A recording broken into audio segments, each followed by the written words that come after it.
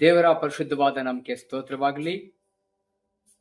ಈ ಮುಂಜಾನೆಯಲ್ಲಿ ದೇವರವನ್ನ ವಾಕ್ಯವನ್ನ ವೀಕ್ಷಿಸುವ ಎಲ್ಲ ದೈವ ಜನರಿಗೆ ಯೇಸು ಕ್ರಿಸ್ತನ ನಾಮದಲ್ಲಿ ಪ್ರೀತಿಯ ವಂದನೆಗಳು. ಈ ಒಂದು ಮುಂಜಾನೆ ದೇವರ ವಾಕ್ಯವನ್ನ ನಾವು ಓದ್ಕೊಳ್ಳೋಣ. ಹಬಕ್ಕುಕ 3ನೇ ಅಧ್ಯಾಯ 19ನೇ ವಚನವನ್ನ ನಾವು ಓದ್ಕೊಳ್ಳೋಣ. ಕರ್ತನಾದ ಯೆಹೋವನೇ ನನ್ನ ಬಲ, ಆತನು ನನ್ನ ಕಾಲನ್ನು ಜಿಂಕೆ ಕಾಲಿನಂತೆ ಚುರುಕು ಮಾಡಿ ನನ್ನ ಉನ್ನತ ಪ್ರದೇಶಗಳಲ್ಲಿ ನನ್ನನ್ನು ನಡೆಸುತ್ತಾನೆ. Amen, hallelujah. ಇಲ್ಲಿ ಭಕ್ತನಾದಂತ ಹಬಕ್ಕುಕನು ಹೀಗೆ ಹೇಳ್ತಿದ್ದಾನೆ, ಕರ್ತನಾದ ಯೆಹೋವನೇ ನನ್ನ ಬಲ ಎಂಬುದಾಗಿ. ನಮ್ಮ ಬಲ ಯಾರು ಅಂತ ನಾವು ನೋಡುವಾಗ ಕರ್ತನಾದ ಯೆಹೋವನೇ ನನ್ನ ಬಲ ಎಂಬುದಾಗಿ ಹಬಕ್ಕುಕನು ಹೇಳುವಂತ ಒಂದು ಮಾತಾಗಿದೆ ಪ್ರಿಯ ದೇವರ ಮಕ್ಕಳು. ಯಾಕಂತ ಹೇಳಿದ್ರೆ ನಾವು ಈ 17ನೇ ವಚನವನ್ನ ನಾವು ನೋಡುವಾಗ, ಹಬಕ್ಕುಕ 3:17 ವಚನ ಓದುವಾಗ ಅಲ್ಲಿ ಹೇಳ್ತಾನೆ, ಅಂಜೂರವು ಚಿಗುರದಿದ್ದರೂ, ದ್ರಾಕ್ಷಲತೆಯಲ್ಲಿ ಹಣ್ಣು ಸಿಕ್ಕದಿದ್ದರೂ, ಎಣ್ಣೆ ಮರಗಳ ಉತ್ಪತ್ತಿ ಶೂನ್ಯವಾದರೂ, ಹೊಲ ಗದ್ದೆಗಳು ಆಹಾರ ಕೊಡದೆ ಹೋದರೂ, ಹಿಂಡು ಅಟ್ಟಿಯೊಳಗಿಂದ ನಾಶವಾದರೂ, ಮಂದೆಯು ಕೊಟ್ಟೆಗಳೊಳಗೆ ಇಲ್ಲದಿದ್ದರೂ, ಅವನು ಏನ್ ಹೇಳ್ತಾನೆ ಅಂತ ಹೇಳಿದ್ರೆ 18ನೇ ವಚನಕ್ಕೆ ಬರ್ಬೇಕಾದ್ರೆ, ನಾನು ಯೆಹೋವನಲ್ಲಿ ಉಲ್ಲಾಸಿಸುವೆನು, ನನ್ನ ರಕ್ಷಕನಾದ ದೇವರಲ್ಲಿ ಆನಂದಿಸುವೆನು ಎಂಬುದಾಗಿ ಹೇಳ್ತಾನೆ. ಅಂದ್ರೆ ಪ್ರಿಯ ದೇವರ ಮಕ್ಕಳೇ, ಈ ಎಲ್ಲ ವಿಷಯಗಳನ್ನ ನಾವು ಗಮನಿಸುವಾಗ ಎಲ್ಲವೂ ನಷ್ಟವಾಗಿದೆ, ಎಲ್ಲವೂ ನಷ್ಟವಾಗಿದೆ. ಯಾವುದರಲ್ಲಿ ಅವನಿಗೆ ಲಾಭ ಇಲ್ಲ. ಎಲ್ಲದನ್ನು ನೋಡುವಾಗ ಪ್ರತಿಯೊಂದರಲ್ಲಿ ಅವನಿಗೆ ಏನಾಗಿದೆ, ನಷ್ಟವಾಗಿದೆ. ಎಲ್ಲವೂ ಅವನಿಗೆ ಹಾಳಾಗಿ ಹೋದಾಗಿಯೂ ಸಹ, ನಷ್ಟವಾಗಿ ಹೋದಾಗಿಯೂ ಸಹ ಅವನು ತನ್ನನ್ನ ಬಲಪಡಿಸಿಕೊಳ್ಳುವುದು ಹೇಗೆ ಅಂತ ನಾವು ನೋಡುವಾಗ ಅವನು ಹೇಳ್ತಾನೆ, ಈ ನಷ್ಟದಲ್ಲಿಯೂ, ಈ ಕಷ್ಟದಲ್ಲಿಯೂ, ಈ ಕೊರತೆಯಲ್ಲಿಯೂ ನಾನೇನ್ ಮಾಡ್ತೀನಿ, ಯೆಹೋವನಲ್ಲಿ ಉಲ್ಲಾಸಿಸ್ತೀನಿ. ನನ್ನ ರಕ್ಷಕನಾದ ದೇವರಲ್ಲಿ ನಾನೇನ್ ಮಾಡ್ತೀನಿ, ಆನಂದಿಸ್ತೀನಿ ಎಂಬುದಾಗಿ ಹೇಳ್ತೇನೆ. ಯಾಕಂತ ಹೇಳಿದ್ರೆ ನನಗಿರುವ ಬಲ ನನ್ನ ಸ್ವಂತ ಬಲದಿಂದ ಅಲ್ಲ, ನನ್ನ ಸ್ವಂತ ಶಕ್ತಿ ಸಾಮರ್ಥ್ಯದಿಂದ ಅಲ್ಲ. ಯಾಕಂತ ಹೇಳಿದ್ರೆ ಈ ರೀತಿಯಾಗಿ ಹೊಲದಲ್ಲಿ ನಷ್ಟ, ಹಿಂಡುಗಳಲ್ಲಿ ನಷ್ಟ, ಪ್ರಾಯಸಗಳಲ್ಲಿ ನಷ್ಟ, ಎಲ್ಲದರಲ್ಲೂ ನಷ್ಟ ಆಗಿದೆ. ಲಾಭ ಇಲ್ಲದಂತ ಪರಿಸ್ಥಿತಿ ಇರುವಾಗ ಈ ಶರೀರದ ಬಲದಲ್ಲಿ ಅದನ್ನ ಸಹಿಸಿಕೊಳ್ಳಕ್ಕಾಗಲ್ಲ, ಈ ಶರೀರದ ಬಲದಲ್ಲಿ ಅದನ್ನ ತಾಳ್ಕೊಳ್ಳಕ್ಕಾಗಲ್ಲ, ಈ ಶರೀರದ ಬಲದಲ್ಲಿ ಅದನ್ನ ಸಹಿಸಿಕೊಂಡು ಅರಗಿಸಿಕೊಳ್ಳಕ್ಕಾಗಲ್ಲ. ಆದ್ರಿಂದ ಈಗ ನಾನು ಯಾವ ಬಲದಲ್ಲಿ ಇದ್ದೀನಿ ಎಂಬುದಾಗಿ ಅವನು ಹೇಳ್ತಾನೆ ಅಂತ ಹೇಳಿದ್ರೆ, ನಾನು ಉಲ್ಲಾಸಿಸ್ತೀನಿ, ಸಂತೋಷಿಸ್ತೀನಿ. ಯಾಕಂತ ಹೇಳಿದ್ರೆ ನನಗಿರಂತ ಬಲ ಅದು ಕರ್ತನಾದ ಯೆಹೋವನೇ ಎಂಬುದಾಗಿ. ಪ್ರಿಯ ದೇವ ಜನರೇ, ಈ ಒಂದು ವಾಕ್ಯವನ್ನು ಕೇಳುವಂತ ನೀವು ಈ ಹಬಕ್ಕುಕನು ಸೋತ ಪರಿಸ್ಥಿತಿಯಲ್ಲಿ, ನಷ್ಟಪಟ್ಟಂತ ಪರಿಸ್ಥಿತಿಯಲ್ಲಿ, ಕಳಕೊಂಡಂತ ಪರಿಸ್ಥಿತಿಯಲ್ಲಿ ನೀವಿದ್ದೀರಾ?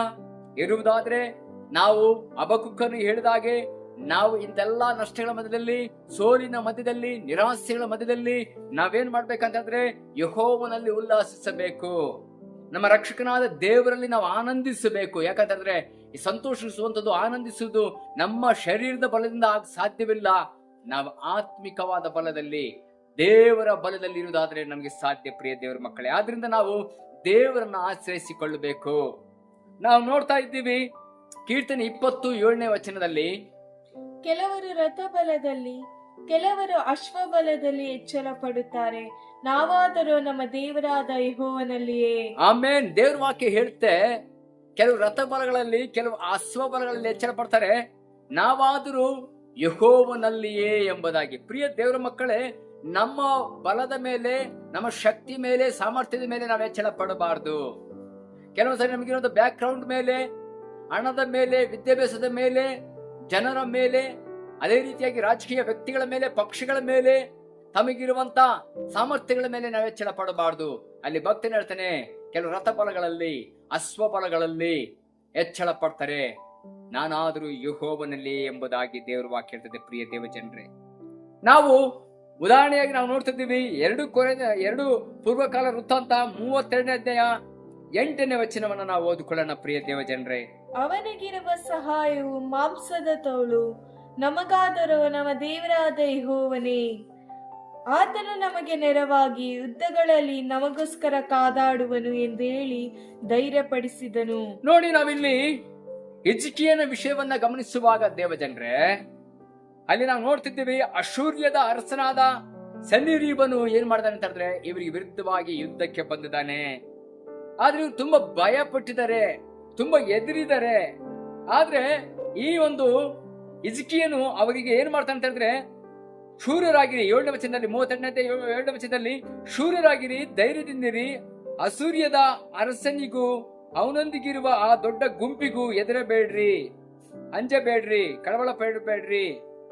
ಅವರಿಗಿರುವಂತ ಸಹಾಯಕ್ಕಿಂತ ನಮಗಿರುವಂತ ಸಹಾಯ ದೊಡ್ಡದು ಎಂಬುದಾಗಿ ಅವನು ತನ್ನ ಸೈನ್ಯಕ್ಕೆ ಧೈರ್ಯ ಹೇಳುವಂತದ್ದನ್ನು ನಾವು ನೋಡ್ತೀವಿ.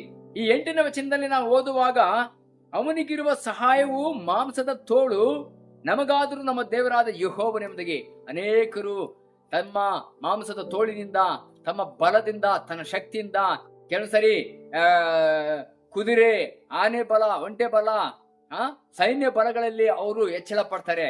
ಆದ್ರೆ ನಾವು ನೋಡ್ತಿದ್ದೀವಿ, ನಮಗಿರುವಂತ ಬಲ ಯಾವುದು ಪ್ರಿಯ ದೇವರ ಮಕ್ಕಳೇ? ಆನೆ ಬಲ, ಸೈನ್ಯ ಬಲ, ಒಂಟೆ ಬಲ, ಕುದುರೆ ಬಲ ಅಲ್ಲ, ನಮಗಿರುವಂತದ್ದು ದೇವರ ಬಲ ಎಂಬುದಾಗಿ. ಅದಕ್ಕಾಗಿ ಭಕ್ತನು, ಪ್ರಿಯ ದೇವರ ಮಕ್ಕಳೇ, ಹೀಗೆ ಒಂದು ವಾಕ್ಯ ಹೇಳ್ತದೆ. ನಾವು ನೋಡ್ತಾ ಇದ್ದೀವಿ, ಈ 2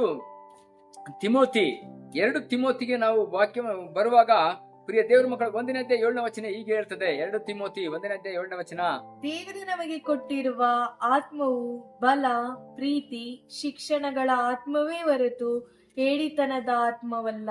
ಆಮೇನ್. ದೇವರು ಕೊಟ್ಟಂತ ಬಲ, ದೇವರು ನಮಗೆ ಕೊಟ್ಟಿರುವಂತ ಆತ್ಮನ ಬಲ ಅಂತೆ. ನೋಡ್ರಿ, ನಮಗೆ ಯಾವ ಬಲ ಬೇಕು? ಆತ್ಮನ ಬಲ ಬೇಕು, ದೇವರ ಬಲ ಬೇಕು, ಕ್ರಿಸ್ತನ ಬಲ ಬೇಕು. ಆ ಒಂದು ಆತ್ಮನ ಬಲ ಎಂತ ಬಲ ಅಂತ ಹೇಳ್ತದೆ? ಅದು ಪ್ರೀತಿ, ಶಿಕ್ಷಣದ ಆತ್ಮ ಹೊರತು ಏಡಿತನದ ಆತ್ಮವಲ್ಲ ಎಂಬುದು. ನಮಗೆ ಕೊಟ್ಟಿರುವಂತ ದೇವರ ಆತ್ಮನ ಬಲ ಎಂತದ ಅಂತ ಹೇಳಿದ್ರೆ ಏಡಿತನದ ಆತ್ಮವಲ್ಲ ಪ್ರಿಯ ದೇವರ ಮಗ, ಬಲ, ಶಿಕ್ಷಣ, ಪ್ರೀತಿಯ ಆತ್ಮ.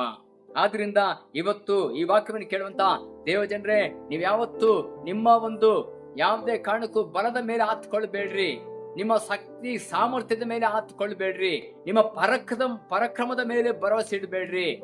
ನೀವು ಯಾವಾಗಲೂ ನೀವ್ ಹೇಳಿ, ನನಗಿರೋಂಥ ಬಲ ಪವಿತ್ರಾತ್ಮನ ತಂದೆಯಾದ ದೇವರ ಬಲ, ಕ್ರಿಸ್ತನ ಬಲ, ಆತ್ಮನ ಬಲ.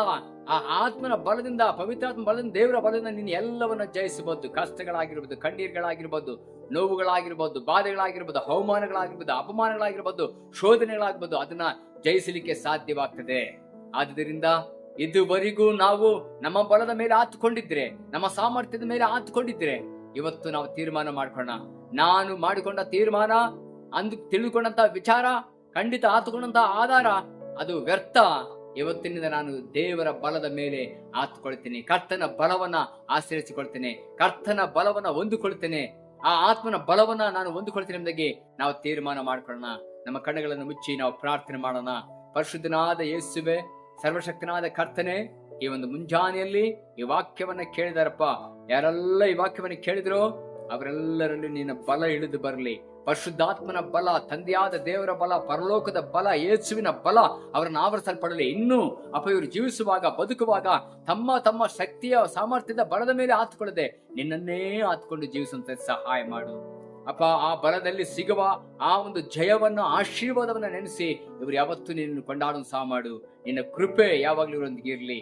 ಹಾಗೆ ಮಾಡೋದಕ್ಕಾಗಿ ಸ್ತೋತ್ರ, ಪ್ರಾರ್ಥನೆ ಕೇಳೋದಕ್ಕಾಗಿ ಸ್ತೋತ್ರ, ಯೇಸು ಕ್ರಿಸ್ತನ ನಾಮದಲ್ಲಿ ತಂದೆ, ಆಮೇನ್, ಆಮೇನ್. ಇದುವರೆಗೂ ವಾಕ್ಯವನ್ನ ಆಲಿಸಿದ ದೇವಜನರೇ, ನಿಮ್ಮೆಲ್ಲರಿಗೂ ವಂದನೆಗಳು. Thank you. God bless you.